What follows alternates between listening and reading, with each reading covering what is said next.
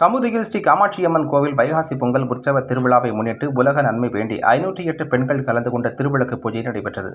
ராமநாதபுரம் மாவட்டம் கமுதி ஸ்ரீ காமாட்சியம்மன் கோவில் வருடாந்திர வைகாசி பொங்கல் உற்சவ விழா கடந்த 14ஆம் தேதி காப்பு கட்டுடன் தொடங்கியது.